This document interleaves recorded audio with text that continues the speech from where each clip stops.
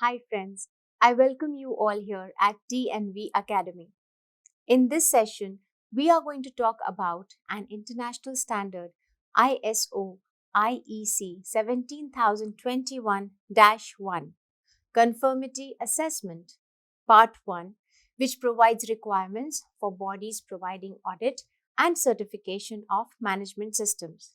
Before discussing the standard, let me give you a brief idea about International Organization for Standardization, or ISO in short. ISO, the International Organization for Standardization, is a worldwide federation of national standards bodies, ISO member bodies. The work of preparing international standards is normally carried out through ISO technical committees. Each member body interested in a subject for which a technical committee has been established has the right to be represented on that committee. International organizations, governmental and non governmental, in liaison with ISO, also take part in the work. ISO collaborates closely with the International Electrotechnical Commission (IEC) on all matters of electrotechnical standardization. ISO IEC 17021-1 was prepared by the ISO Committee on Conformity Assessment CASCO. It was circulated for voting to the national bodies of both ISO and IEC and was approved by both the organizations. This first edition of ISO IEC 17021-1 cancels and replaces ISO IEC 17021-2011, which has been technically revised. Let us have an introduction of this standard, ISO IEC 17021-1. This standard states that certification of a management system, such as the environmental management system, quality management system, or information security management system of an organization, is one means of providing assurance that the organization has implemented a system for the management of the relevant aspects of its activities, products, and services in line with the organization's policy and the requirements of the respective International Management System standard. This part of ISO IEC 17021-1 specifies requirements for bodies providing audit and certification of management systems. It gives generic requirements for such bodies performing audit and certification in the field of quality, the environment, and other types of management systems. Such bodies are referred to as certification bodies. Observance of these requirements is intended to ensure that certification bodies operate management system certification in a competent, consistent, and impartial manner, thereby facilitating the recognition of such bodies and the acceptance of their certifications on a national and international basis. This part of ISO IEC 17021-1 serves as a foundation for facilitating the recognition of management system certification in the interests of international trade. Certification of a management system provides independent demonstration that the management system of the organization conforms to specified requirements, is capable of consistently achieving its stated policy and objectives, is effectively implemented. Conformity assessment, such as the certification of a management system, thereby provides value to the organization, its customers, and interested parties. Certification activities are the individual activities that make up the entire certification process, from application review to termination of certification. Annex E of this standard provides an illustration of the way in which many of these activities can interact. Certification activities involve the audit of an organization's management system, the form of attestation of conformity of an organization's management system to a specific management system standard or other normative requirements is usually a certification document or a certificate. This Part 1 of ISO IEC 17021-1 is applicable to the auditing and certification of any type of management system. It is recognized that some of the requirements, in particular those related to auditor competence, can be supplemented with additional criteria in order to achieve the expectations of the interested parties. Friends, this was the basic information about this standard. Now, let me start with the requirements of ISO 17021-2015 Conformity Assessment. In this session, we shall cover the 10 clauses of the standard. These clauses are scope, normative references, terms and definitions, principles, general requirements, structural requirements, resource requirements, information requirements, process requirements, management system requirements for certification bodies. Let us start with the clause 1, scope. The scope clause of ISO 17021-1 2015 states that the standard contains principles and requirements for the competence, consistency, and impartiality of bodies providing audit and certification of all types of management systems. The examples of management systems include environmental management systems, quality management systems, and information security management systems. Certification bodies operating to this Part 1 of ISO 17021-1 does not need to offer all types of management system certification. This scope says that certification of management systems is a third-party conformity assessment activity, and bodies performing this activity are therefore third-party conformity assessment bodies. This scope clause of standard specifies that certification of management systems is referred to as certification, and third-party conformity assessment bodies are referred to as certification bodies. A certification body can be non-governmental or governmental, with or without regulatory authority. Scope states that the Part 1 of ISO IEC 17021-1 can be used as a criteria document for accreditation, peer assessment, or other audit processes. Coming to the clause 2, normative references of the standard. This clause specifies that the standard documents in whole or in part are normatively referenced in this standard and are indispensable for its application. Only the addition cited applies for dated references. For undated references, the latest edition of the referenced document, including any amendments, applies. The two external references are recommended under this clause. Those are ISO 9000, Quality Management Systems for Fundamentals and Vocabulary, and ISO IEC 17000, Conformity Assessment for Vocabulary and General Principles. Let us discuss the clause 3, terms and definitions. The clause 3 of ISO 17021-2015 recommends referring the terms and definitions given under ISO 9000 and ISO IEC 17000. Apart from that, the clause 3 also covers specific terms and definitions appropriate to this standard. I'm going to discuss those terms and definitions now. Certified client. A certified client is an organization whose management system has been certified. Impartiality. Impartiality means presence of objectivity, whereas objectivity means that conflicts of interest do not exist or are resolved so as not to adversely influence subsequent activities of the certification body.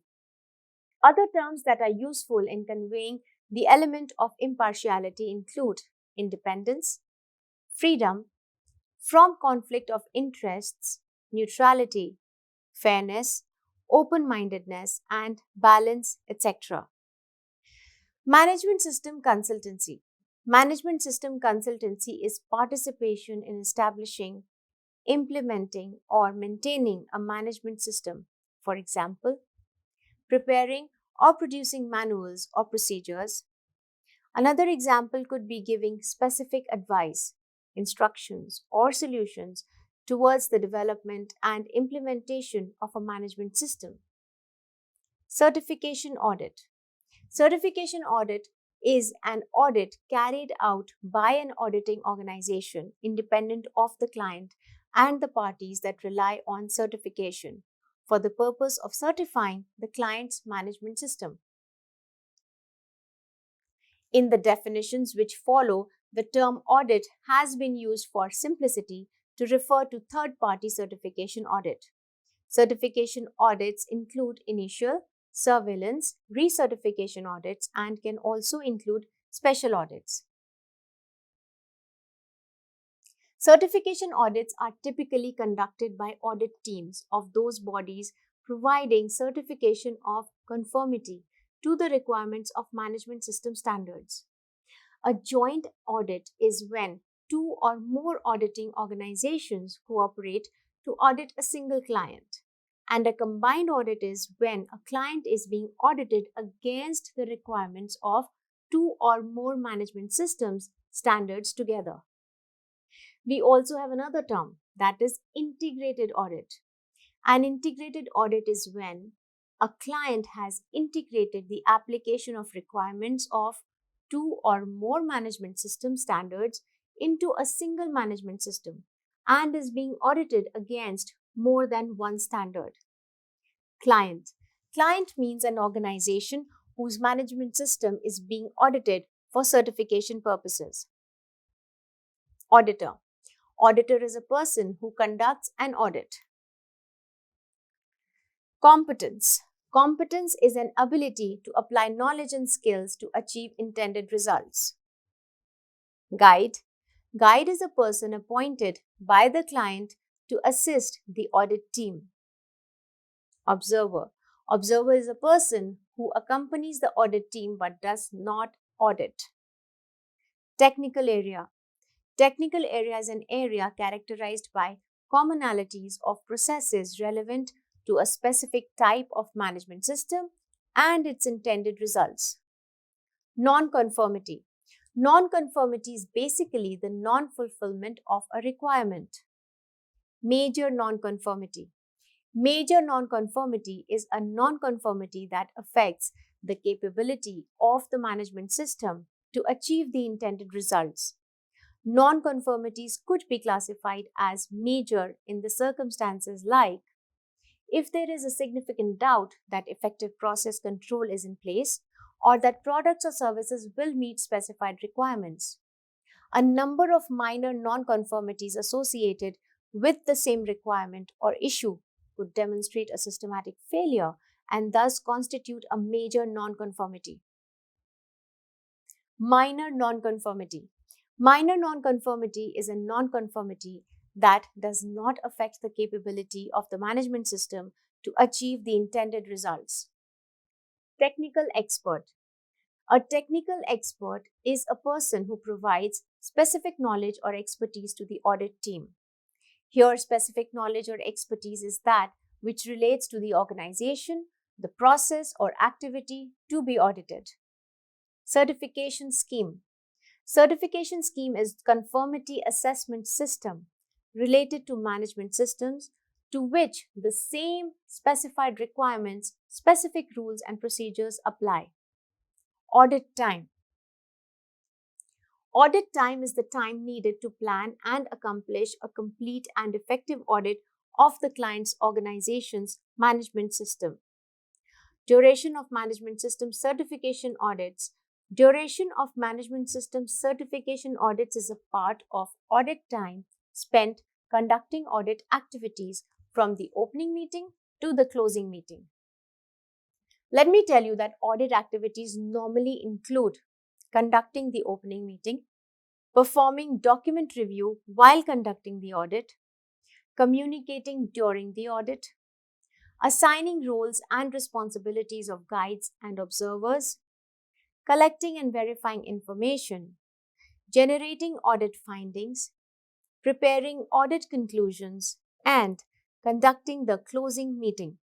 So, friends, till now it was about the clause 3 of the standard 17021 1.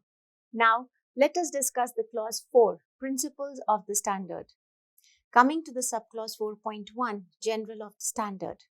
The subclause 4.1.1 of ISO 17021-1 states that the principles described in this subclause provide the basis for the subsequent specific performance and descriptive requirements in this part 1 of ISO 17021-1 2015. This part of ISO 17021-1 does not give exact requirements for all circumstances that can happen. These principles should be applied as guidance for the decisions that may need to be made for unexpected situations. As per this subclause 4.1.1, principles are not requirements. Coming to the subclause 4.1.2 now. The subclause 4.1.2 specifies that the overall aim of certification is to provide confidence to all parties that a management system fulfills specified requirements. As per this subclause, the worth of certification is the amount of public confidence and trust that is established by an impartial and proficient assessment by a third party. Subclause 4.1.2 says that parties who have an interest in certification are required to include but are not limited to the clients of the certification bodies, the customers of the organizations whose management systems are certified, governmental authorities, non-governmental organizations, and consumers and other members of the public. Let us talk about the subclause 4.1.3.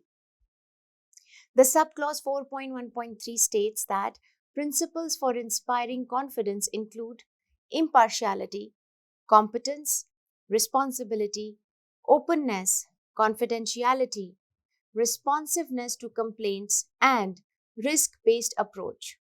The subclause suggests and states under a note that this part 1 of ISO IEC 17021-1 sets out the principles of certification in clause 4 of the standard. The corresponding principles related to auditing can be found in clause 4 of ISO 19011-2011. Let's come to the clause 4.2, impartiality. The subclause 4.2.1 states that it is necessary for a certification body being impartial and being perceived to be impartial to deliver certification providing confidence. Subclause says that it is important that all internal and external personnel are aware of the need for impartiality. Now, the subclause 4.2.2 states that it is known that the source of income for a certification body is its client, who is actually paying for the certification, and this is a potential threat to impartiality as well. Coming to subclause 4.2.3, this subclause 4.2.3 specifies that to obtain and maintain confidence, it is essential that the decisions of a certification body must be based on objective evidence of conformity or non-conformity obtained by them. It is also essential to ensure that the decisions are not influenced by other interests of certification body or by other parties. Let me talk about the subclause 4.2.4 now. As per this subclause, threats to impartiality may include but are not limited to self-interest. These are threats that arise from a person or body acting in their own interest. A concern related to certification as a threat to impartiality is financial self-interest. Self-review. The threats that arise from a person or body reviewing the work done by themselves. auditing the management systems of a client to whom the certification body provided management systems consultancy would be a self-review threat. Familiarity or trust. These are threats that arise from a person or body being too familiar with or trusting of another person instead of seeking audit evidence. Intimidation. The threats that arise from a person or body having a perception of being coerced openly or secretively, such as a threat to be replaced or reported to a supervisor. Let us understand the clause 4.3, competence of the standard. The subclause 4.3.1 says that the competence of the personnel of the certification body who is involved in all the functions of certification activities is necessary to deliver a certification that provides confidence. Now, coming to the subclause 4.3.2, this clause simply states that the competence of the personnel also needs to be supported by the management system of the certification body. The subclause 4.3.3 says that it is a key issue for the management of the certification body to have an implemented process for the establishment of competence criteria for the personnel involved in the audit and other certification activities, and to perform evaluation against the criteria. Let us now discuss the clause 4.4, responsibility of ISO 17021-1 2015. The subclause 4.4.1 of ISO 17021-1 specifies that the certified client has the responsibility for consistently achieving the intended results of implementation of the management system, standard, and conformity with the requirements for certification. The certification body is not responsible for it. Coming to subclause 4.4.2. This subclause 4.4.2 states that it is the responsibility of the certification body to assess sufficient objective evidence upon which to base a certification decision. Based on audit conclusions, if there is sufficient evidence of conformity, certification body makes a decision to grant certification or not to grant certification if there is not sufficient evidence of conformity. Subclause 4.4.2 states under a note that any audit is based on sampling within an organization's management system and therefore is not a guarantee of 100% conformity with requirements. Friends, let's understand the clause 4.5, openness. Let me start with subclause 4.5.1. This subclause 4.5.1 specifies that a certification body needs to provide public access and disclosure of appropriate and timely information about its audit process, certification process, and the certification status, that is, the granting, maintaining of certification, expanding or reducing the scope of certification, renewing, suspending or restoring or withdrawing of certification of any organization. It is required in an order to gain confidence in the integrity and credibility of certification. As per this subclause, openness is a principle of access to appropriate information or disclosure of appropriate information. Coming to the subclause 4.5.2, according to this subclause, 4.5.2 of the ISO 17021-1 to gain or maintain confidence in certification. A certification body should provide appropriate access to or disclosure of non-confidential information about the conclusions of specific audits to specific interested parties. Let us talk about the subclause 4.6, confidentiality.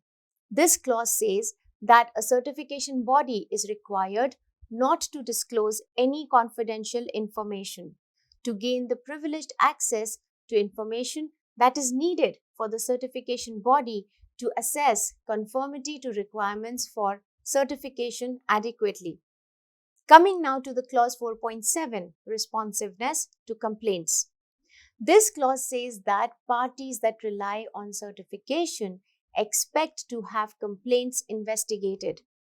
If any complaints are found to be valid, they should have confidence that these complaints will be appropriately addressed and that a reasonable effort will be made by the certification body to resolve them.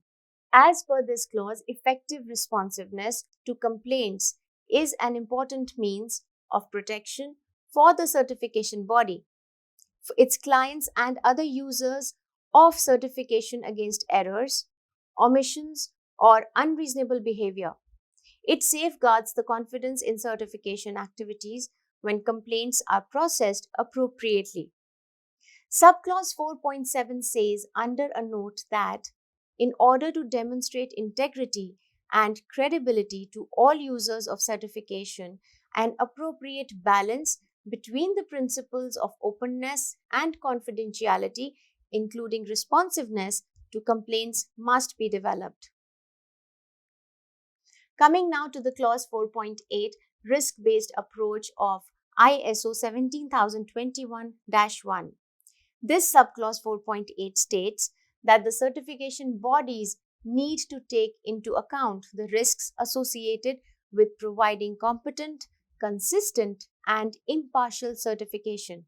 As per this subclause, risks may include but are not limited to those associated with the objectives of the audit, the sampling used in the audit process, real and perceived impartiality, legal, regulatory, and liability issues, the client organization being audited and its operating environment, impact of the audit on the client and its activities, health and safety of the audit teams, perception of interested parties, misleading statements by the certified client, and use of marks.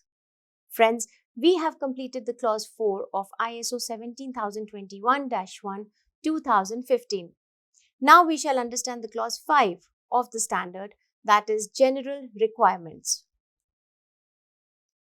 Starting with clause 5.1, legal and contractual matters. The subclause 5.1.1, legal responsibility, states that the certification body is required to be a legal entity or a defined part of a legal entity that can be held legally responsible for all its certification activities. If the certification body is a government organization, then the governmental certification body is deemed to be a legal entity on the basis of its governmental status. Let me now talk about the subclause 5.1.2, certification agreement. The subclause 5.1.2 certification agreement specifies that the certification body is required to have a legally enforceable agreement with each client for the provision of certification activities. It must be done in accordance with the relevant requirements of this part of standard. In addition, if certification body has multiple offices or clients, has multiple sites, the certification body is required to ensure that there is a legally enforceable agreement between itself and the client that covers all the sites within the scope of the certification. Subclause 5.1.2 guides and states under a note that an agreement can be achieved through multiple agreements that reference or otherwise link to one another. Coming now to subclause 5.1.3, responsibility for certification decisions of the standard. According to this subclause, the certification body must be responsible for all the decisions relating to the certification and shall retain authority for them.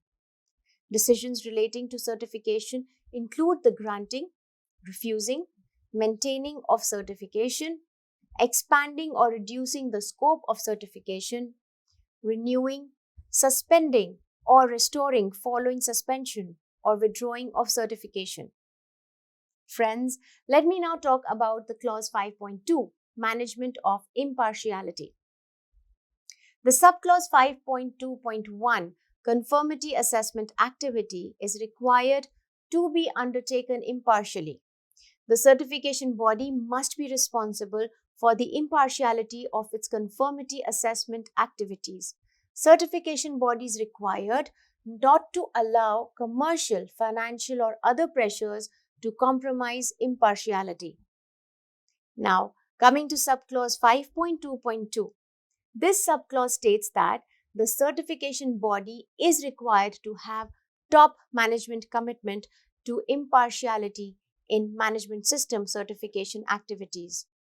The certification body must have a policy which must be covering that the certification body understands the importance of impartiality in carrying out its management system certification activities, manages conflict of interests, and ensures that the objectivity of its management system certification activities. Let me talk about the subclause 5.2.3.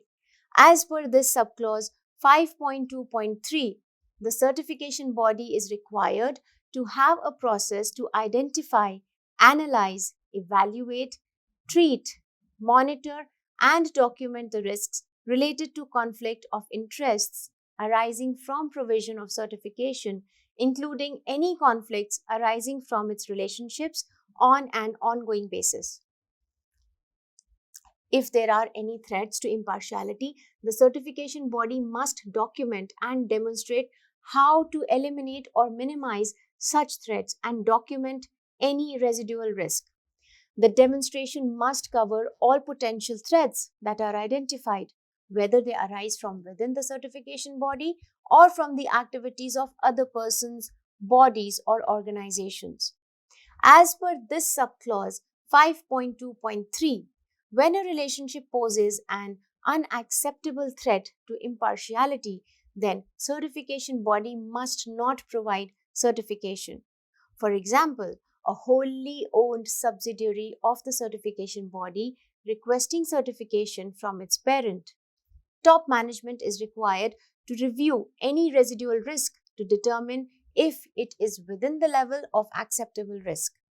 Subclause 5.2.3 states that the risk assessment process must include identification and consultation with appropriate interested parties to advise on matters which affecting impartiality, including openness and public perception. As per clause, the consultation with appropriate interested parties is required to be balanced with no single interest predominating. This subclause under Note 1 guides and states that sources of threats to impartiality of the certification body can be based on ownership, governance, management personnel, shared resources, finances, contracts, training, marketing, and payment of sales commission or other inducement for the referral of new clients, etc.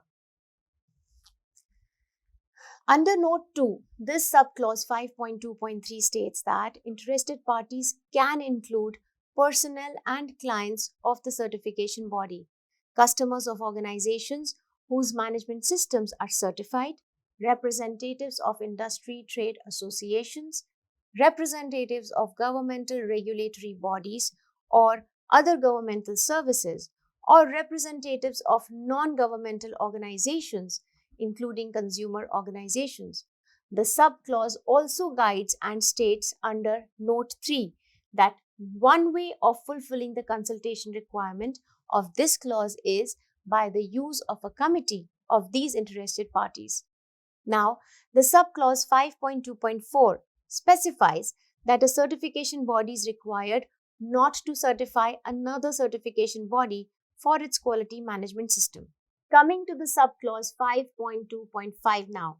As per this subclause, the certification body and any part of the same legal entity and any entity under the organizational control of the certification body is required not to offer or provide management system consultancy.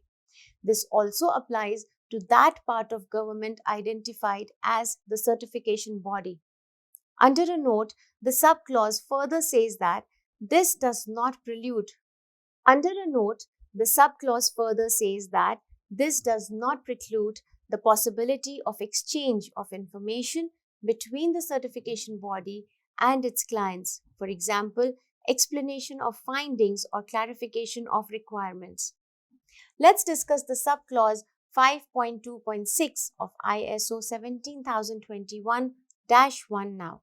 The subclause 5.2.6 specifies that it is a significant threat to impartiality if the certification body and any part of the same legal entity to it is certified clients is carrying out of internal audits. Therefore, the certification body and any part of the same legal entity and any entity under the organizational control of the certification body is required not to offer or provide internal audits to its certified clients. Subclause says that a recognized mitigation of this threat is that the certification body must not certify a management system on which it provided internal audits for a minimum of 2 years following the completion of the internal audits. Coming to the subclause 5.2.7 of the standard. As per this clause, if the client has received management systems consultancy from a body that has a relationship with a certification body, can be a significant threat to impartiality. According to subclause 5.2.7, a recognized mitigation of this threat is that the certification body must not certify the management system for a minimum of 2 years following the end of the consultancy. Let us now understand the subclause 5.2.8. According to this subclause, the certification body must not outsource audits to a management system consultancy organization, as this poses an unacceptable threat to the impartiality of the certification body. This does not apply to individuals contracted as auditors covered in subclause 7.3 of the standard. Let me now explain the subclause 5.2.9. This subclause 5.2.9 specifies that the activities of a certification body must not be marketed or offered as linked with the activities of an organization that provides management system consultancy. The certification body is required to take action to correct inappropriate links or statements by any consultancy organization stating or implying that certification by them would be better in all terms if used. A certification body must not state or imply that certification would be simpler, easier, faster, or less expensive if a specified consultancy organization were used. Let me now talk about the subclause 5.2.10. As per this subclause of the standard, in order to ensure that there is no conflict of interests, personnel who have provided management system consultancy or acting in a managerial capacity are required not to be used by the certification body to take part in an audit or other certification activities. If they have been involved in management system consultancy towards the client, a recognized mitigation of this threat is that personnel must not be used for a minimum of 2 years following the end of the consultancy. Coming to subclause 5.2.11 now. It says that the certification body is required to take action to respond to any threats to its impartiality arising from the actions of other persons, bodies, or organizations. Now, let's talk about the subclause 5.2.12 of the standard. This subclause states that all internal or external personnel or committees of certification body influencing the certification activities are required to act impartially and must not allow commercial, financial, or other pressures to compromise impartiality. Coming to the subclause 5.2.13 of the standard. According to this subclause 5.2.13 of ISO 17021-1, certification bodies must require internal or external personnel to reveal any known situation that can present them or the certification body with a conflict of interests. Certification bodies are required to record and use this information as input to identifying threats to impartiality raised by the activities of such personnel or by the organizations that employ them. As per this subclause, certification bodies must not use such personnel, whether they are internal or external, unless they can demonstrate no conflict of interest there. Let us now come to the clause 5.3, liability and financing. The subclause 5.3.1 of ISO 17021-1 states that the certification body must be able to demonstrate that it has evaluated the risks arising from its certification activities and having adequate arrangements, for example, insurance or reserves, to cover liabilities arising from its operations in each field of activities, including all geographic areas in which it operates. Coming to the subclause 5.3.2. The subclause 5.3.2 of the standard specifies that this certification body must evaluate its finances and sources of income. It must be demonstrated initially and on an ongoing basis. As per this subclause, certification body must not compromise its impartiality due to any commercial, financial, or other pressures. Friends, we have completed Gloss 5 of the ISO 17021-1 2015. Now coming to the Clause 6 of the standard, that is structural requirements.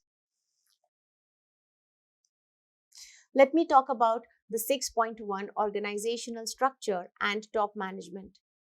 The subclause 6.1.1 specifies that the certification body is required to document its organizational structure, duties, responsibilities, and authorities of the management. As per this clause, certification body must also document the personnel involved in certification and any committees concerned. When the certification body is a defined part of a legal entity, the structure of certification body must include the line of authority and the relationship to other parts within the same legal entity. Now, the subclause 6.1.2 simply says that to safeguard impartiality, certification activities are required to be structured and managed. Let us talk about the subclause 6.1.3 now. The subclause 6.1.3 of the ISO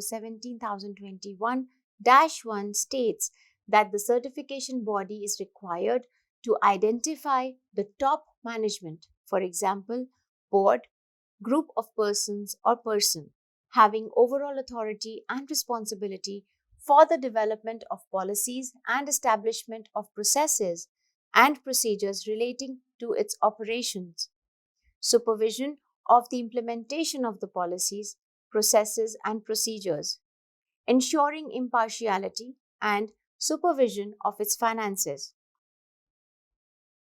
development of management system certification services and schemes, performance of audits and certification, and responsiveness to complaints, decisions on certification and delegation of authority to committees or individuals as required, to undertake defined activities on its behalf, contractual arrangements, and the provision of adequate resources for certification activities.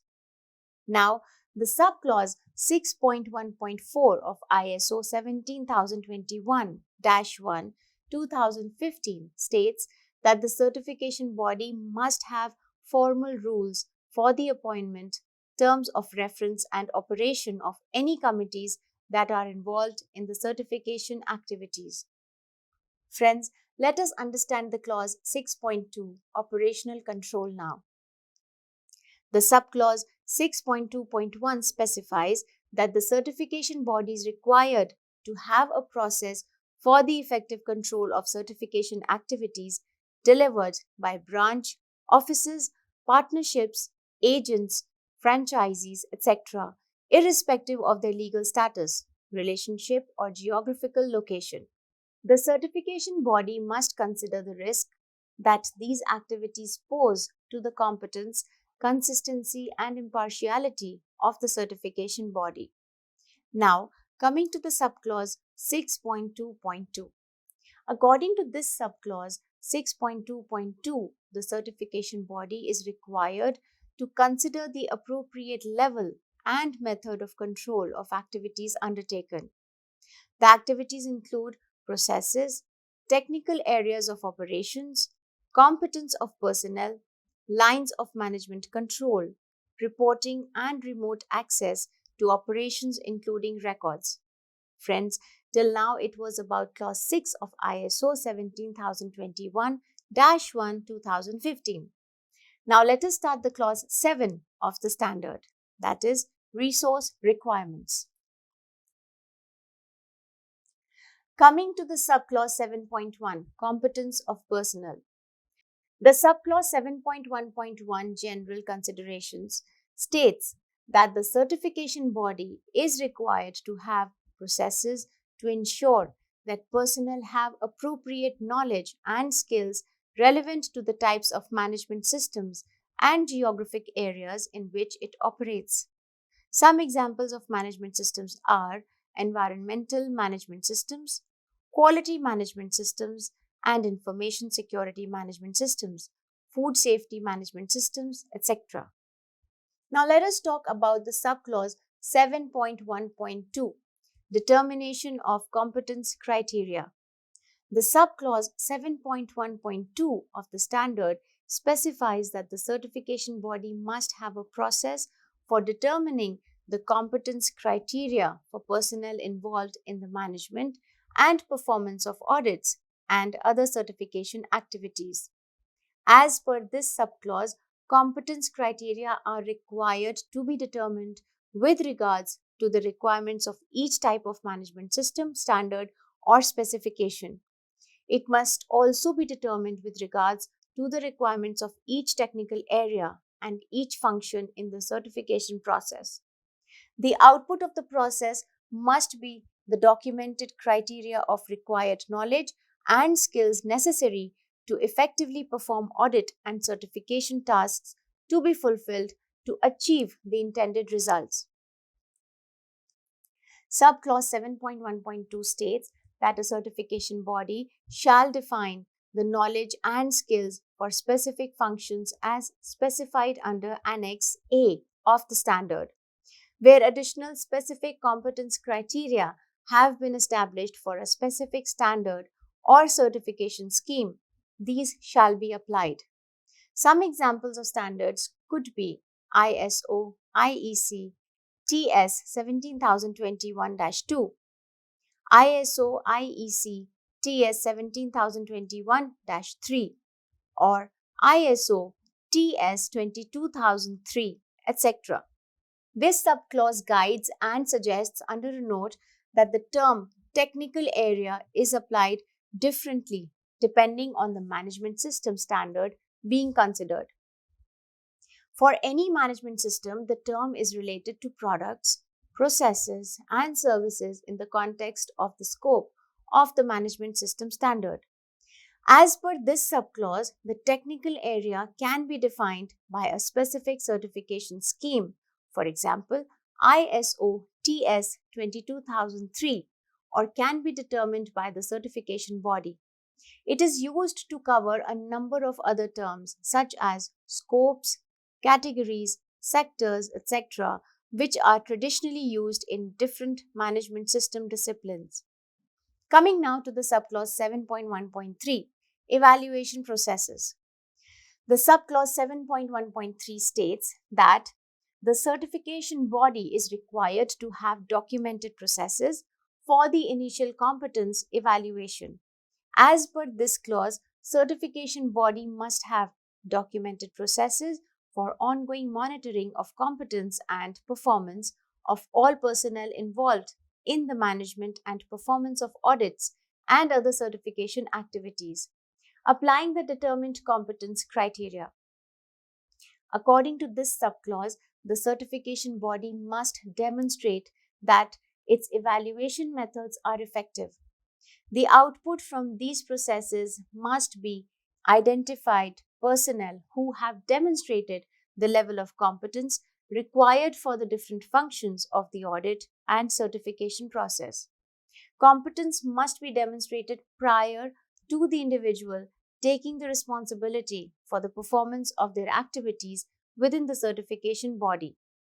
This subclause 7.1.3 guides under a note and refers to the Annex B of standard, containing a number of evaluation methods that can be used to evaluate competence. This subclause also guides under Note 2 to refer Annex C of the standard, showing an example of a process flow for determining and maintaining competence. Coming to the subclause 7.1.4, other considerations. As per this subclause 7.1.4, the certification body is required to have access to the necessary technical expertise for advice on matters directly relating to certification activities.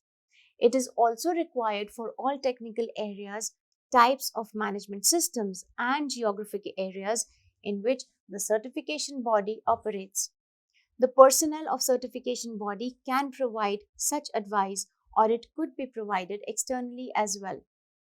Friends, let us now talk about clause 7.2 of the standard, that is, personnel involved in the certification activities. The subclause 7.2.1 of the standard states that the certification body is required to have sufficient competent personnel for managing and supporting the type and range of audit programs and other certification work performed. Coming to subclause 7.2.2 now. The subclause 7.2.2 says that the certification body is required to employ or have access to a sufficient number of auditors, including audit team leaders and technical experts, to cover all of its activities and to handle the volume of audit work performed. Now, the subclause 7.2.3. This subclause 7.2.3 simply says that the certification body is required to make clear to each concerned person about their duties, responsibilities, and authorities. Let me now talk about subclause 7.2.4. The subclause 7.2.4 of the ISO 17021-1 2015 specifies that the certification body must have processes for selecting, training, formally authorizing auditors, and for selecting and familiarizing technical experts used in the certification activity. The initial competence evaluation of an auditor must include the ability to apply required knowledge and skills during audits as determined by a competent evaluator, observing the auditor conducting an audit. This subclause further says that, under a note, that during the selection and training process described above, desired personnel behavior can be considered. These are characteristics that affect an individual's ability to perform specific functions. Therefore, knowledge about the behavior of individuals enables a certification body to take advantage of their strengths and to minimize the impact of their weaknesses. Subclause 7.2.4 also suggests to refer to Annex D of the standard, which describes about desired personnel behavior that is important for personnel involved in certification activities. Coming to the subclause 7.2.5. The subclause 7.2.5 specifies that the certification body must have a process to achieve and demonstrate effective auditing, including the use of auditors and audit team leaders possessing generic auditing skills and knowledge, as well as certification body must also have a process to achieve and demonstrate skills and knowledge appropriate for auditing in specific technical areas. Let me now discuss about subclause 7.2.6. The subclause 7.2.6 of the standard specifies that the certification body is required to ensure that auditors and technical experts are knowledgeable of its audit processes, certification requirements, and other relevant requirements. The certification body must give auditors and technical experts access to an up to date set of documented procedures, giving audit instructions and all relevant information on the certification activities. Coming to the subclause 7.2.7.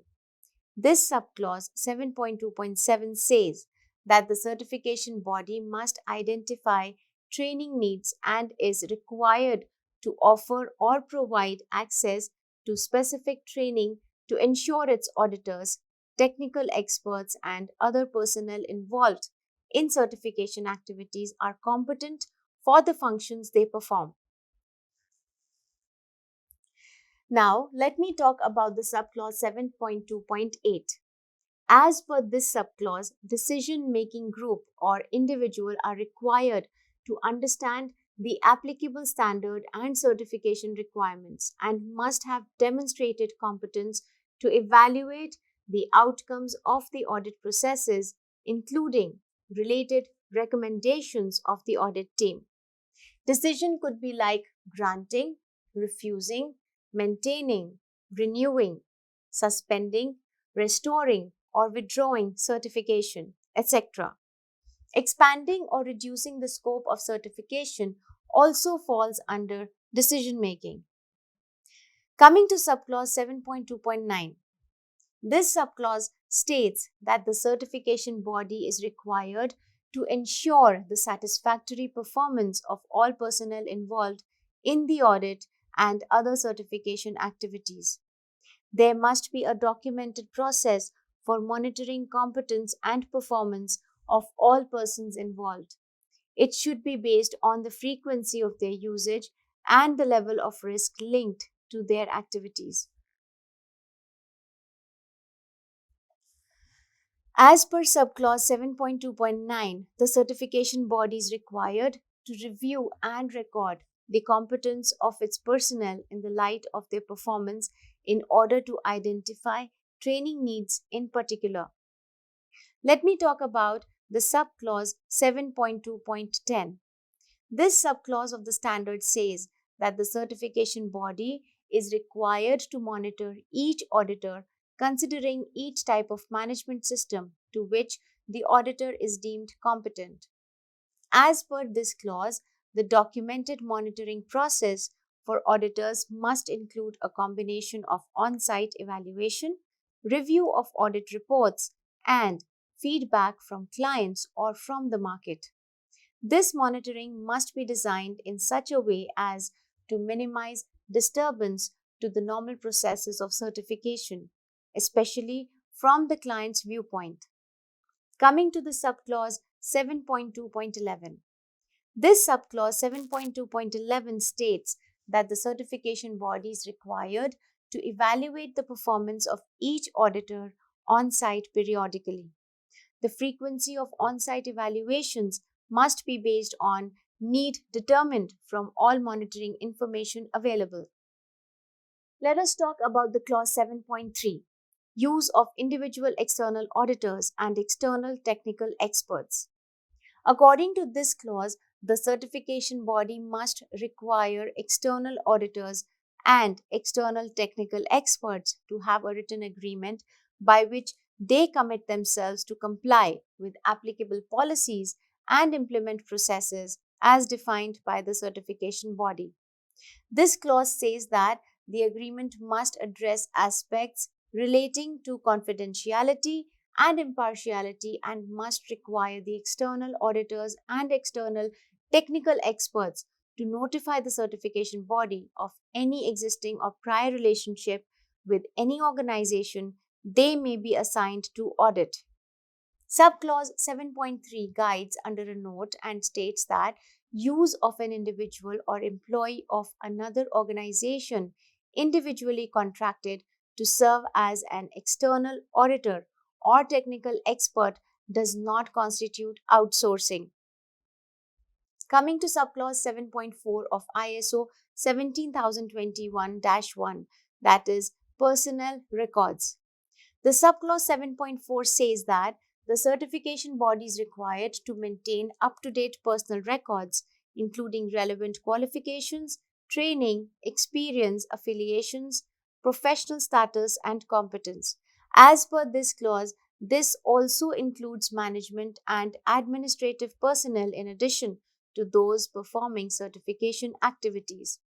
Let us talk about the clause 7.5, outsourcing of ISO 17021-1 2015. This subclause 7.5.1 specifies that the certification body is required to have a process describing the conditions under which outsourcing may take place. The certification body is required to have a legally enforceable agreement covering the arrangements, including confidentiality and conflicts of interests, with each body that provides outsourced services. As per this clause, outsourcing is basically the subcontracting to another organization to provide part of the certification activities on behalf of the certification body. Coming to the subclause 7.5.2 now. The subclause 7.5.2 of ISO 17021-1 2015 specifies that decisions for granting, refusing, maintaining of certification, expanding or reducing the scope of certification, renewing, suspending or restoring, or withdrawing of certification must not be outsourced. Let me now discuss the subclause 7.5.3. According to this subclause 7.5.3, the certification body must take responsibility for all activities outsourced to another body. This subclause says that certification body is required to ensure that the body providing outsourced services and the individuals that it uses conform to requirements of the certification body and also to the applicable provisions of this part of ISO IEC 17021, including competence, impartiality, and confidentiality. As per this subclause 7.5.3, the certification body is required to ensure that the body that provides outsourced services and the individuals that it uses are not involved either directly or through any other employer with an organization to be audited in such a way that impartiality could be compromised. Coming to subclause 7.5.4 of the standard now. The subclause 7.5.4 states that the certification body must have a process for the approval and monitoring of all bodies that provide outsourced services used for certification activities. As per this subclause, certification body is also required to ensure that records of the competence of all personnel involved in certification activities are maintained. Subclause 7.5.4 guides and says under Note 1 that for subclause 7.5.1 to 7.5.4, where the certification body engages individuals or employees of other organizations to provide additional resources or expertise, these individuals do not constitute outsourcing provided they are individually contracted to operate under the certification body's management system. This clause under Note 2 specifies that for subclause 7.5.1 to 7.5.4, the terms outsourcing and subcontracting are considered to be synonyms. Friends, till now it was all about the clause 7, resource requirements of the ISO 17021-1 2015. Now, let me start the clause 8, information requirements of this standard. Let me begin with clause 8.1, public information. The subclause 8.1.1 states that the certification body is required to maintain and make public without request in all the geographical areas in which it operates information about audit processes, processes for granting, refusing, maintaining, renewing, suspending, restoring, or withdrawing certification, or expanding or reducing the scope of certification. Types of management systems and certification schemes in which it operates. The use of the certification body's name and certification mark or logo. Processes for handling requests for information, complaints and appeals, and policy on impartiality. As per this subclause 8.1.1, to accomplish this, various means like publications, electronic media, etc. can be used. Coming to the subclause 8.1.2 now. As per this subclause 8.1.2, the certification body is required to provide information upon request about geographical areas in which it operates, the status of a given certification, and the name, related normative document, scope, and geographical location like city and country for a specific certified client. Subclause 8.1.2 also guides under Note 1 and states that access to certain information can be limited on the request of the client in exceptional cases. For example, for security reasons, subclause also says under Note 2 that the certification body can also make the information in subclause 8.1.2 public by any means it chooses without request. Example, on its internet website. Coming now to subclause 8.1.3.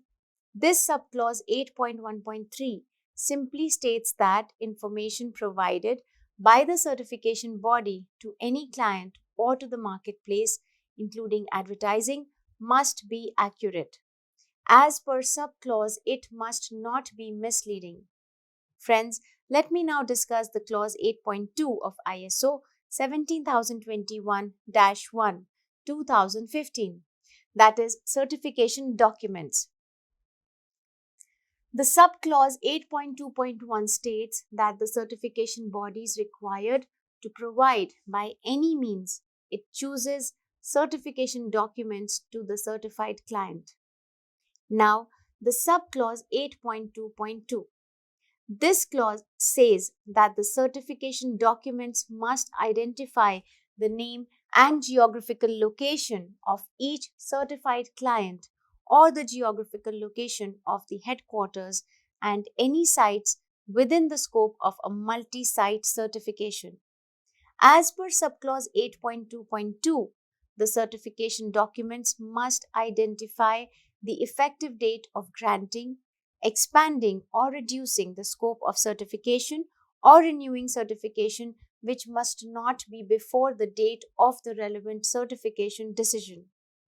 Subclause 8.2.2 guides under a note and says that the certification body can keep the original certification date on the certificate when a certificate lapses for a period of time provided that the current certification cycle start and expiry date are clearly indicated and the last certification cycle expiry date be indicated along with the date of recertification audit.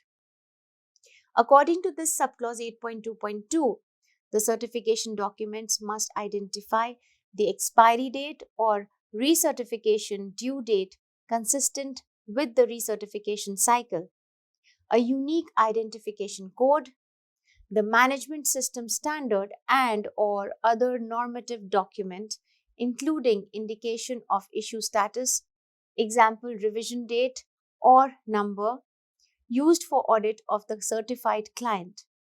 The scope of certification with respect to the type of activities, products and services are applicable at each site without being misleading or ambiguous. The name, address, and certification mark of the certification body, other marks, example, accreditation, symbol, client's logo may be used provided they are not misleading or ambiguous. Any other information required by the standard and or other normative document used for certification, and in the event of issuing any revised certification documents, a means to distinguish the revised documents from any prior obsolete documents. Let me talk about the clause 8.3, reference to certification and use of marks. The subclause 8.3.1 specifies that a certification body must have rules governing any management system certification mark that it authorizes certified clients to use. These rules must ensure, among other things, traceability back to the certification body. There must not be ambiguity in the mark or accompanying text as to what has been certified and which certification body has granted the certification. As per this clause, this mark must not be used on a product, nor product packaging, nor in any other way that may be interpreted as denoting product conformity.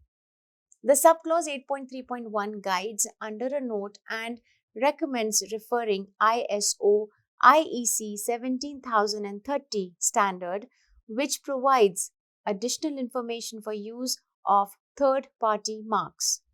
Now, the subclause 8.3.2. This subclause states that a certification body must not permit its marks to be applied by certified clients to laboratory tests, calibration, or inspection reports or certificates. Coming to subclause 8.3.3, a certification body is required to have rules governing the use of any statement on product packaging or in accompanying information that the certified client has a certified management system. As per this clause, product packaging is considered as that which can be removed without disintegrating or damaging the product. Accompanying information is considered as separately available or easily detachable. Subclause 8.3.3 says that type labels or identification plates are considered as part of the product. The statement must in no way imply that the product, process, or service is certified by this means. The statement is required to include reference to identification, example brand or name of the certified client, the type of management system, example quality, environment, and the applicable standard, and the certification body issuing the certificate. Now, let me discuss the subclause 8.3.4. As per this subclause 8.3.4, the certification body must, through legally enforceable arrangements, require that the certified client A. conforms to the requirements of the certification body when making reference to its certification status in communication media, such as the internet, brochures or advertising, or other documents. B. Does not make or permit any misleading statement regarding its certification. C. Does not use or permit the use of a certification document or any part thereof in a misleading manner. D. Upon withdrawal of its certification, discontinues its use of all advertising matter that contains a reference to certification as directed by the certification body. E. Amends all advertising matter when the scope of certification has been reduced. F. Does not allow reference to its management system certification to be used in such a way as to imply that the certification body certifies a product including service or process. G. Does not imply that the certification applies to activities and sites that are outside the scope of certification, and does not use its certification in such a manner that would bring the certification body and or certification system into disrepute and lose public trust. Let's understand the subclause 8.3.5 now. According to this subclause, the certification body is required to exercise proper control of ownership and must take action to deal with incorrect references to certification status or misleading use of certification documents, marks, or audit reports. Clause guides and states under note that such action could include requests for correction and corrective action, suspension, withdrawal of certification, publication of the transgression, and, if necessary, legal action. Friends, let me discuss clause 8.4 now of the standard, that is confidentiality. Let me explain all subclauses of this clause 8.4 one by one. The subclause 8.4.1 states that the certification body must be responsible through legally enforceable agreements for the management of all information obtained or created during the performance of certification activities at all levels of its structure, including committees and external bodies or individuals acting on its behalf. The subclause 8.4.2 specifies that the certification body must inform the client of the information it intends to place in the public domain in advance. All other information except for the information that is made publicly accessible by the client must be considered confidential. Now, the subclause 8.4.3 states that, except as required in this part of ISO IEC 17021, information about a particular certified client or individual must not be disclosed to a third party without the written consent of the certified client or individual concerned.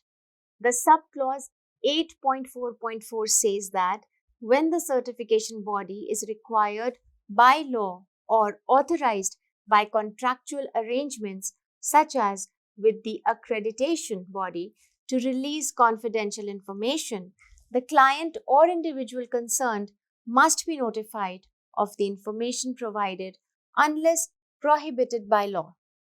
The subclause 8.4.5 specifies that information about the client from sources other than the client, example, complainant, regulators, must be treated as confidential, consistent with the certification body's policy.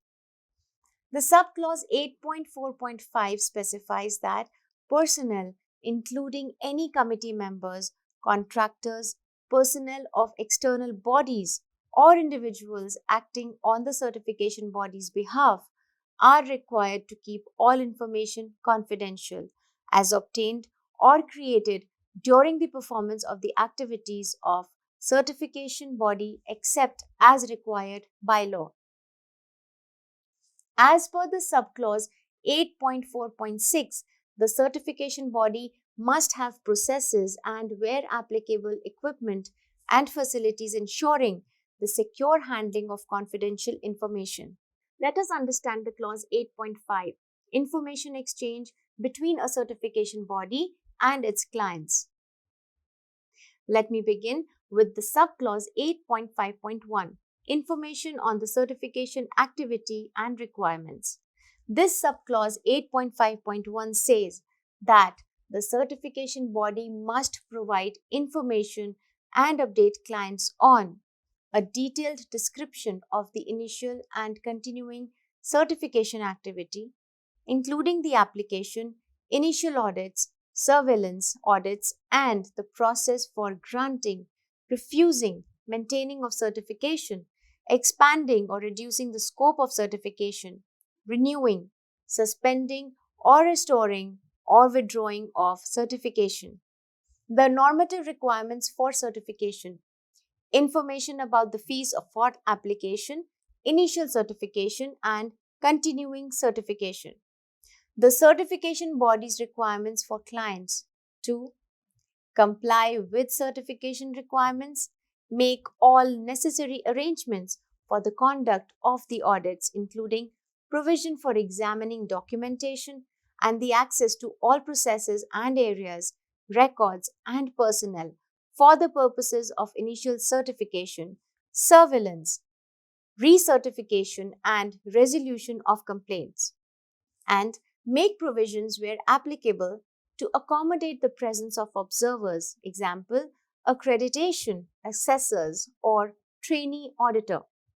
Documents describing the rights and duties of certified clients, including requirements when making reference to its certification in communication of any kind in line with the requirements in 8.3, and information on processes for handling complaints and appeals.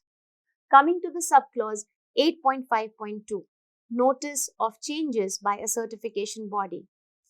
The subclause 8.5.2 of ISO 17021-1 2015 states that the certification body must give its certified clients due notice of any changes to its requirements for certification. The certification body is required to verify that each certified client complies with the new requirements.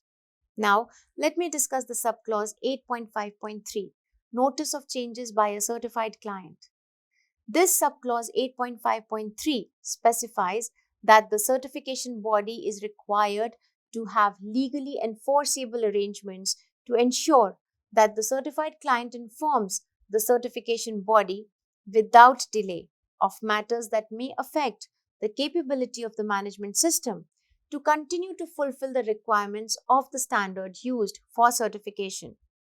These include, for example, changes relating to the legal, commercial, organizational status or ownership, organization and management, example, key managerial decision making or technical staff, contact address and sites, scope of operations under the certified management system, and major changes to the management system and processes. The certification body must take action as appropriate. Friends, we have completed the clause 8 of the standard. Now we shall discuss the clause 9 of ISO 17021-1 2015, that is, process requirements. Let me start with the clause 9.1, pre-certification activities. The subclause 9.1.1 application specifies that the certification body must require an authorized representative of the applicant organization to provide the necessary information to enable it to establish the desired scope of the certification, relevant details of the applicant organization as required by the specific certification scheme, including its name and the addresses of its sites, its processes and operations, human and technical resources, functions, relationships, and any relevant legal obligations. Identification of outsourced processes used by the organization that will affect conformity to requirements. The standards or other requirements for which the applicant organization is seeking certification, and whether consultancy relating to the management system to be certified has been provided, and if so, by whom. Coming to the subclause 9.1.2, application review. The subclause 9.1.2.1 states that the certification body shall conduct a review of the application and supplementary information for certification to ensure that the information about the applicant organization and its management system is sufficient to develop an audit program. Any known difference in understanding between the certification body and the applicant organization is resolved. The certification body has the competence and ability to perform the certification activity. The scope of certification sought, the sites of the applicant organization's operations, time required to complete audits, and any other points influencing the certification activity are taken into account, for example, language, safety conditions, threats to impartiality, etc. Let us talk about subclause 9.1.2.2 now. The subclause 9.1.2.2 says that following the review of the application, the certification body must either accept or decline an application for certification. When the certification body declines an application for certification as a result of the review of the application, the reasons for declining an application are required to be documented and made clear to the client. Coming to subclause 9.1.2.3 now. The subclause 9.1.2.3 of ISO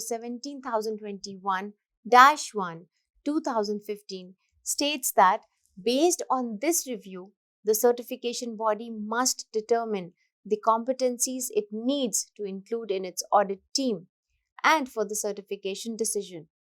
Let us now understand the clause 9.1.3 audit program. The subclause 9.1.3.1 specifies that an audit program for the full certification cycle must be developed to clearly identify the audit activity or activities required to demonstrate that the management system of client fulfills the requirements for certification to the selected standards or other normative documents. The audit program for the certification cycle must cover the complete management system requirements. Coming to the subclause 9.1.3.2 now. The subclause 9.1.3.2 says that the audit program for the initial certification is required to include a two-stage initial audit, surveillance audits in the first and second years following the certification decision, and a recertification audit in the third year prior to expiration of the certification. This subclause says that the first 3 years certification cycle begins with the certification decision. Subsequent cycles begin with the recertification decision. The determination of the audit program and any subsequent adjustments is required to consider the size of the client, the scope and complexity of its management system, products and processes, as well as demonstrated level of management system effectiveness. It also requires considering the results of any previous audits. Subclause 9.1.3.2 also guides and states under Note 1 to refer to Annex E, which provides a flowchart of a typical audit and certification process. Further, under Note 2, this subclause guides and specifies that few additional items can be considered when developing or revising an audit program. They might also need to be addressed when determining the audit scope and developing the audit plan. Complaints received by the certification body about the client. Combined, integrated, or joint audit. Changes to the certification requirements. Changes to legal requirements. Changes to accreditation requirements. Organizational performance data, example, defect levels, key performance indicators data, and relevant interested parties concerned. The subclause states under Note 3 that if specified by the industry specific certification scheme, the certification cycle can be different from 3 years. Let us now talk about the subclause 9.1.3.3. According to this subclause, surveillance audits must be conducted at least once a calendar year, except in recertification years. The date of the first surveillance audit following initial certification must not be more than 12 months from the certification decision date. The subclause 9.1.3.3 further guides under a note and states that it can be necessary to adjust the frequency of surveillance audits to accommodate factors such as seasons or management systems certification of a limited duration, for example, temporary construction site. Coming now to subclause 9.1.3.4 of ISO 17021-1 2015. This subclause states that where the certification body is taking account of certification already granted to the client and to audits performed by another certification body, it is required to obtain and retain sufficient evidence, such as reports and documentation on corrective actions, to any non-conformity. The documentation must support the fulfilling of the requirements in this part of ISO IEC 17021. Subclause says that based on the information obtained, the certification body is required to justify and record any adjustments to the existing audit program and follow up the implementation of corrective actions concerning previous non-conformities. Now, the subclause 9.1.3.5. This subclause simply states that if the client is operating in shifts, the activities that take place during the shift working is required to be considered when developing the audit program and audit plans. Friends, now let me talk about the clause 9.1.4, that is determining audit time. The subclause 9.1.4.1 specifies that the certification body is required to have documented procedures for determining audit time.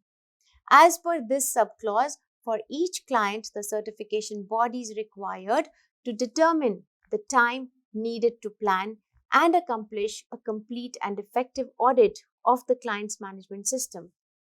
Coming to subclause 9.1.4.2 now.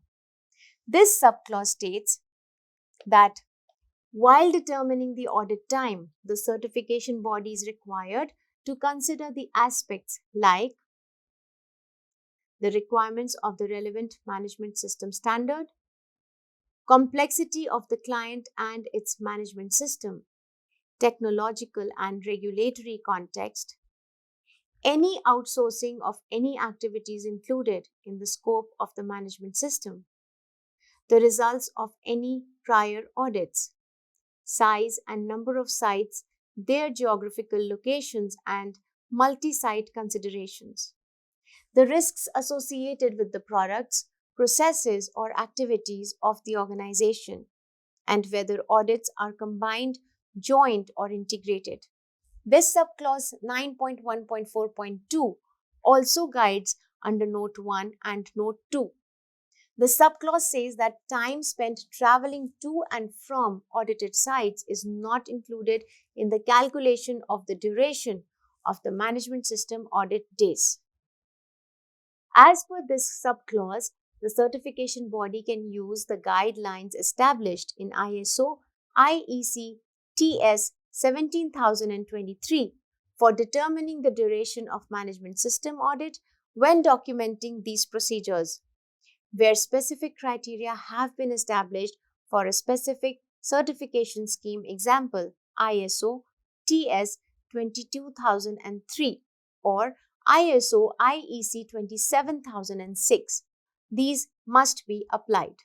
Now, the subclause 9.1.4.3, which simply says that the duration of the management system audit and its justification is required to be recorded.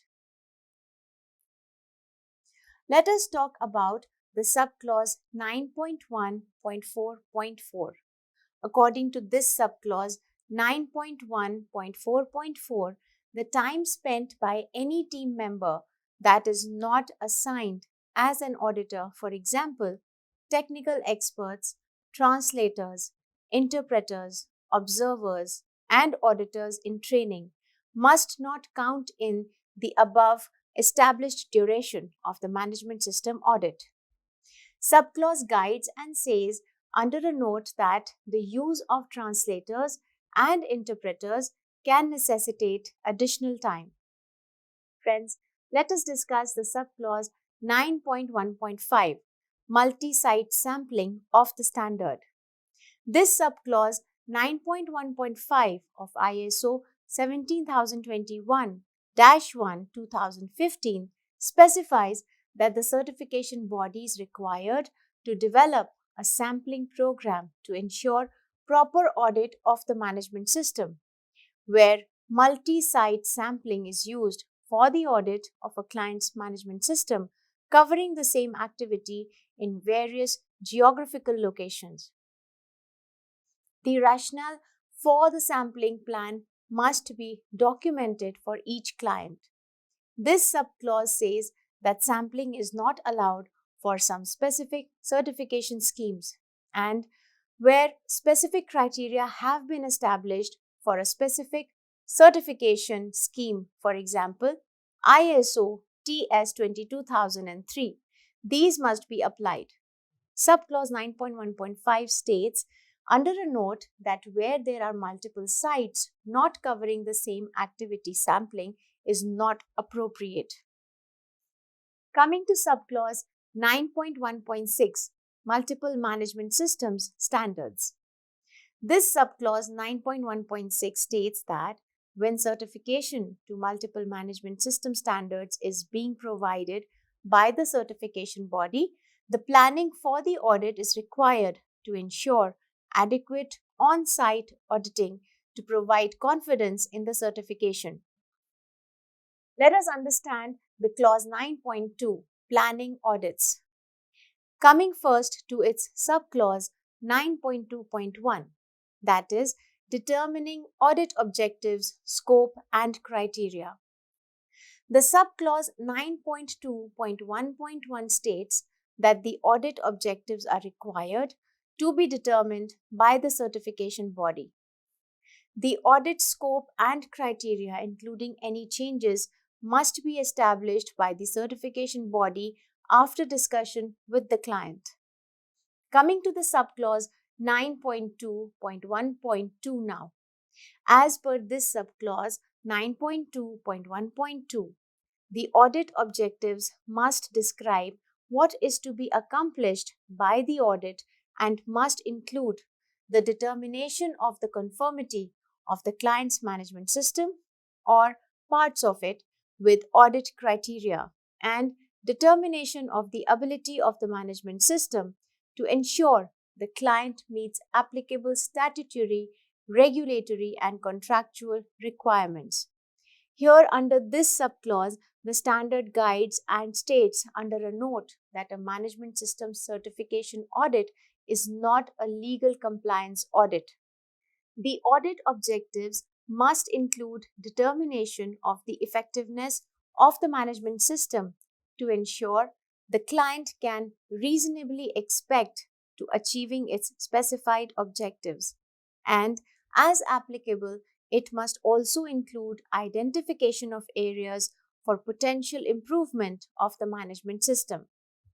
Let me discuss the subclause 9.2.1.3 now.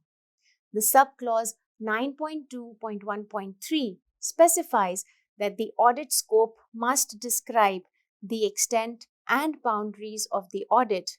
For example, sites, organizational units, activities, and processes to be audited.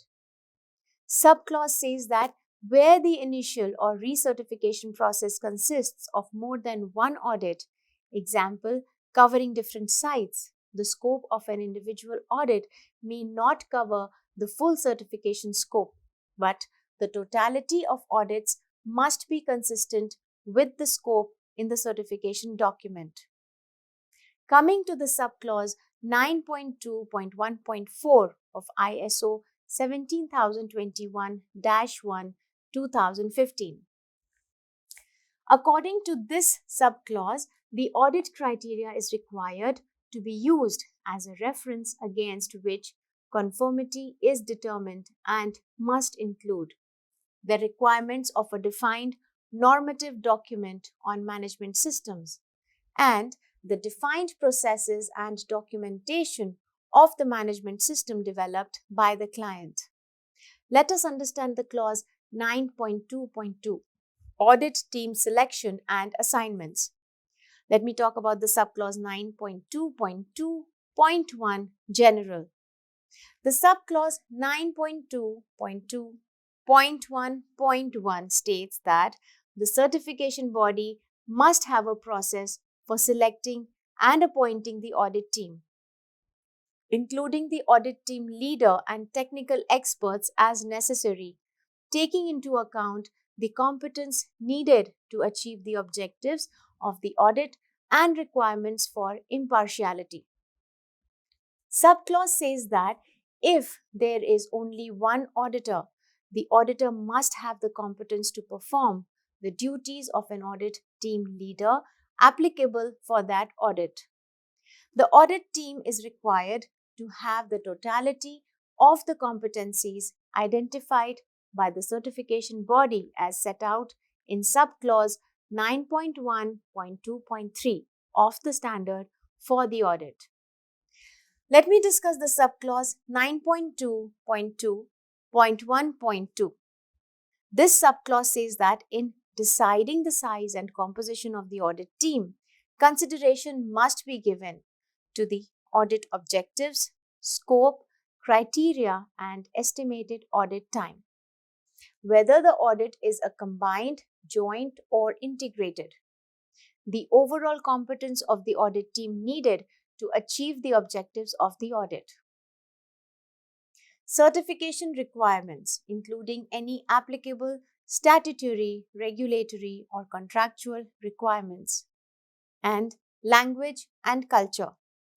This subclause also guides and states under a note that the team leader of a combined or integrated audit is expected to have in-depth knowledge of at least one of the standards and an awareness of the other standards used for that particular audit. Coming to the subclause 9.2.2.1.3. As per this subclause 9.2.2.1.3 of the standard, the necessary knowledge and skills of the audit team leader and auditors may be supplemented by technical experts, translators, and interpreters who are required to operate under the direction of an auditor. Where translators or interpreters are used, they must be selected such that they do not unduly influence the audit. Under this subclause, standard guides and stated under a note that the criteria for the selection of technical experts are determined on a case-by-case basis by the needs of the audit team and the scope of the audit. Let us understand the subclause 9.2.2.1.4. As per this subclause, auditors in training may participate in the audit, provided an auditor is appointed as an evaluator. The evaluator must be competent to take over the duties and have final responsibility for the activities and findings of the auditor in training. Coming now to the subclause 9.2.2.1.5 of ISO 17021-1 2015. This subclause of the standard specifies that the audit team leader, in consultation with the audit team, must assign responsibility for auditing specific processes, functions, sites, areas, or activities to each team member. Such assignments must take into account the need for competence, the effective and efficient use of the audit team, as well as different roles and responsibilities of auditors, auditors in training, and technical experts. As per this subclause, changes to the work assignments may be made as the audit progresses to ensure achievement of the audit objectives. Friends, let's talk about the subclause 9.2.2.2. Observers, technical experts, and guides. Let me discuss the subclause 9.2.2.2.1. Observers. According to this subclause, the presence and justification of observers during an audit activity is required to be agreed by the certification body and client prior to the conduct of the audit. The audit team must ensure that observers do not unduly influence or interfere in the audit process or outcome of the audit. The subclause also guides and states that observers can be members of the client's organization, consultants, witnessing accreditation, body personnel, regulators, or other justified persons. Now, the subclause 9.2.2.2.2 technical experts. This subclause of the standard states that the role of technical experts during an audit activity must be agreed to by the certification body and client prior to the conduct of the audit. A technical expert must not act as an auditor in the audit team. As per this subclause, the technical experts must be accompanied by an auditor. This subclause guides under a note and says that the technical experts can provide advice to the audit team for the preparation, planning, or audit. Coming to subclause 9.2.2.2.3 guides. Each auditor is required to be accompanied by a guide, unless otherwise agreed to by the audit team leader and the client. The guides are assigned to the audit team to facilitate the audit. The audit team must ensure that guides do not influence or interfere in the audit process or outcome of the audit. The subclause under Note 1 states that the responsibilities of a guide can include establishing contacts and timing for interviews, arranging visits to specific parts of the site or organization, ensuring that rules concerning site safety and security procedures are known and respected by the audit team members, witnessing the audit on behalf of the client, and providing clarification or information as requested by an auditor. I sincerely thank you for your interest and attention. Thanks and best wishes.